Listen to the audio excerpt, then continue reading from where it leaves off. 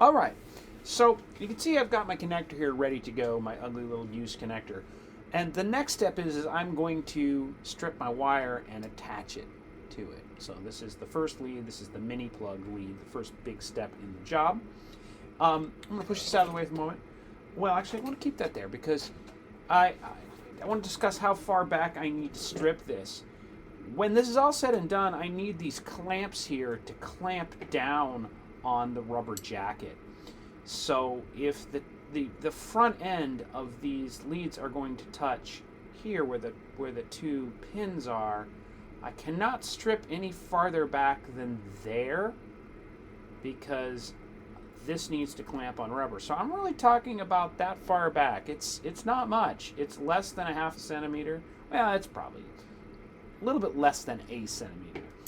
So with that in mind, I'm going to put my strippers on and I'm going to be careful and not rip through to the inner lead, kind of clamping around. Oh, you're not seeing that. I'm sorry. My apologies. I'm going to put my strippers on and I'm going to do about the half, less than a centimeter, and work around it and then bite down and hopefully get a nice quick strip here. And you can see I did a pretty good job, and you can see a little bit of the foil shield left and the three conductors. The hot is red, the cold is going to be black, and there's the drain wire for the shield. So these are pretty short. This is kind of the problem with working with mini plugs. This is why it's a challenge. This is why many are doing this for my class, because it is challenging. And now I'm going to use my strippers here. You may have different forms of strippers, but I'm going to take off about 1 millimeter of the hot and the cold. That's going to connect to the little pins here in a second. So this is a kind of a cool Paladin auto stripper, but you can do it with your normal strippers as well. And so I've got these ready to go. I'll pull this out of the way for a second. You can see it better.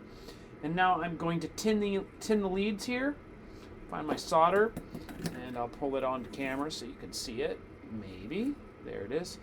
And I'm going to add fresh solder to tin these leads so they'll be ready to receive some solder. And there's not a lot of lead there because I cut it really short because there's not a lot. It's pretty short. And then to keep the drain wire from feathering out, I'm going to melt a little solder along it. And so now it too much there. I'm going to take a little of that off. So added some fresh solder there. Cool. All right, so I'm ready. And back to the connector, which is hard to see on camera, but what you want to do now is prepare your connector. In my case, it's already prepared, and it's freaking ugly. But yours hopefully is fresh. If you have a fresh connector, get a sharp object like this little poker here and scrape the bottom of the connector. This will make it easier for fresh solder to attach to it. I don't need to do that because I already have solder on mine. So, but I would score it, and then I would add a little tiny lake here of solder on the bottom of the sleeve there, so it would be ready for it. So you have to do that. I do not. Now, next thing is I'm going to, noting that I want the clamp eventually to come down on the jacket. That's about my spacing like that.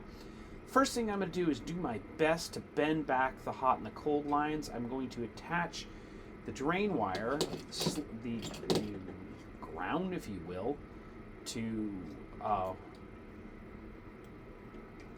going to attach it to that little lake of solder on the sleeve while keeping the rubber jacket within a zone that it can clamp down and not resting the rubber jacket on the sleeve, because the sleeve is going to get very hot when I add solder to it, and it's going to melt right through the rubber jacket. So I'm kind of coming from the top, and I've kind of bent my wire to do that. And this is a bit of a skill here. I'm going to add some fresh solder to my iron, which you can't see, it's off camera. And now I've got fresh solder, solder on the wire, and solder on the sleeve, and putting all three together and getting a nice melt, not touching the rubber jacket. And how did I do? So let's try to turn this around. You can kind of see what I've done there. See? You can see that it has bent in and attached. I still have plenty of space to clamp on. And the next step is I'm going to connect the hot and the cold wire. And of course you're going to say, which is which? And you need to test your connector to make sure. the tip is the left, so it should go left, right, and ground for both of them. You want to know that's the left, and I'm going to use this red wire for the left and the black wire for the right. So I'm using my multimeter here. I'm putting it in, every multimeter is slightly different, but I just put it in ohms mode, and there's a beep feature. And so when the two connectors meet, they beep. So what I'm going to do is touch the tip and see if I can get this better on camera so you can see what I'm doing here. It's a little hard to see here, but I'm going to try to find which of these two pins is the left tip. And I found it the first time. And this other pin is not the left, where this is the right. So this one here, the second one, should beep. That one should not beep. And I'm going to check the third pin anyway right now. That's a ground, so that works, the sleeve. And I'm going to check the other pins to make sure I don't have a short, which I do not, because I kind of messed with this used plug here and I want to make sure nothing was broken. So going back to this, I've got the sleeve connected. Now I'm going to do a little bit of fine work with the needle nose pliers, and I'm going to bend the red wire, which is going to go off to our left XLR hot, pin 2, and I'm going to bend it into the little tiny hole there on the left pin. And while it's there, I might as well do a little fun soldering here. I know that's hard to see for you guys, but it is indeed there. I'm going to solder the red pin now. Fresh solder, joining the soldering that's already there. And let's look at that. You can probably see it. I have attached it. And you can see I spent a little too much time on it, that the rubber jacket is bent back a little bit.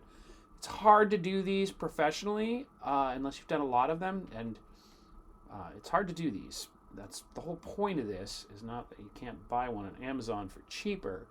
The point of doing this is an exercise to both understand the wiring. I'm going to turn off the beeping, and to also test your metal and soldering skills. So what I'm doing right now is I'm bending in the cold wire into its little hole so I can prepare it to be soldered.